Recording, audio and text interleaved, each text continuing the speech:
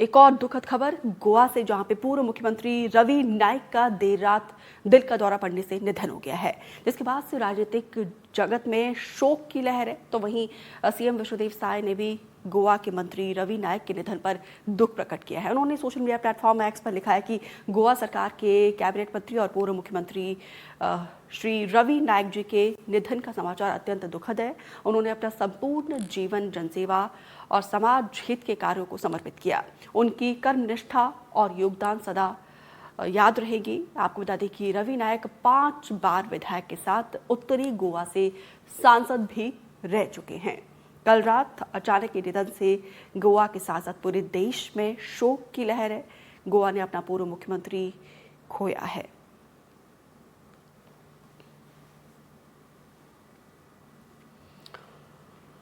और अब चलिए खबरों में आगे बढ़ते हैं। ग्वालियर से खबर है, जहां पे अंबेडकर प्रतिमा विवाद पर हाई अलर्ट जारी किया गया है। ग्वालियर के चप्पे चप्पे पर पुलिस के जवान तैनात है। 36 से ज्यादा नाकाबंदी पॉइंट पर पुलिस की टीम तैनात है।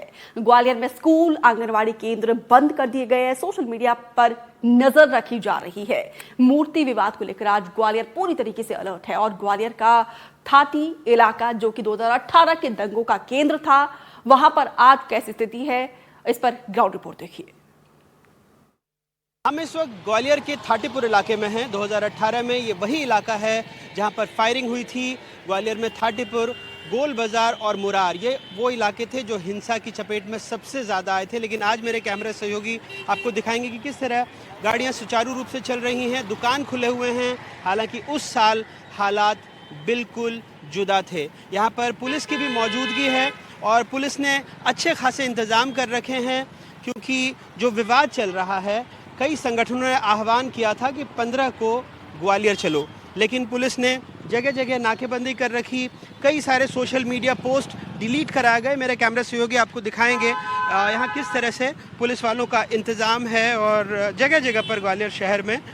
लेकिन आम जीवन बिल्कुल सुचारू रूप से चल रहा है। दरअसल विवाद 17 मई 2025 को शुरू हुआ, जब ग्वालियर के हाईकोर्ट परिसर में जूनियर वकीलों ने डॉक्टर बाबा साहब अम्बेडकर की प्रतिमा को स्थापित करने की बात शुरू की। लेकिन वहीं पर जूनियर और सीनियर वकीलों के बीच कुछ बहस हो गई और जो प्रतिमा थी बाबा साहब की, वो वहाँ लगाने से रोक दी गई।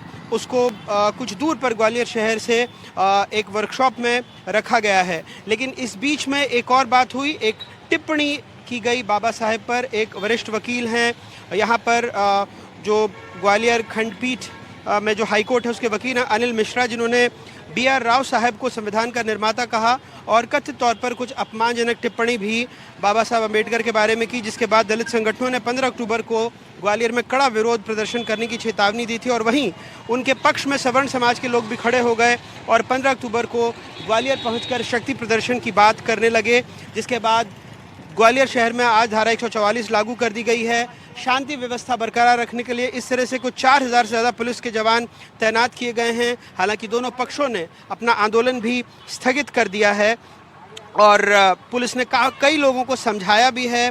कुछ लोगों के खिलाफ मामले भी दर्ज हुए हैं। तनाव की आशंका थी, लेकिन जैसा मैंने आपको बताया कि 4000 से ज़्यादा जवान 24 घंटे निगरानी कर रहे हैं। धारा 144 लागू कर दी गई है, जिसमें बिना किसी अनुमति के जमावड़े पर रोक है। इस तरह शहर की नाकेबंदी की गई है। जगह जगह शहर पर आने वाले की तलाशी के लिए चेक पोस्ट बनाए गए हैं। हर वाहन की इस तरह से सघन तलाशी भी ली जा रही है। होटल धर्मशालाओं पर नज़र रखी जा रही है। साथ ही साथ पुलिस की 10 टीमें जो सोशल मीडिया है उस पर भी कड़ी नज़र रख रही हैं। कई सारे दर्जनों ऐसे अकाउंट्स की पहचान की गई है जो भड़काऊ पोस्ट कर रहे थे। तो इस तरह से जगह जगह जो पुलिस वालों की तैनाती है, उसके बाद शहर में आम जीवन बिल्कुल सुचारू रूप से चल रहा है। हालांकि कुछ स्कूलों को बंद करने की बात कही गई थी ताकि अगर कोई अप्रिय स्थिति बनती है, लेकिन सुबह से हम ग्वालियर में देख रहे हैं कि जगह जगह पर आमजन जा रहे हैं। ज़रूर कहीं ना कहीं जो तैनाती है उसकी वजह से कहीं ना कहीं उनको थोड़ी रुकावट हो रही है, लेकिन ये सब इसीलिए ताकि शहर महफूज रहे। और 2018 में जो हमने तस्वीरें देखी थी ग्वालियर में, खास करके थाटीपुर इलाके में जहाँ इस वक्त हम हैं, उसकी कोई पुनरावृत्ति ना हो। ग्वालियर में अपने सहयोगी अतुल, देव शिमाली और कैमरा पर्सन रिजवान खान के साथ अनुराग द्वारी, NDTV।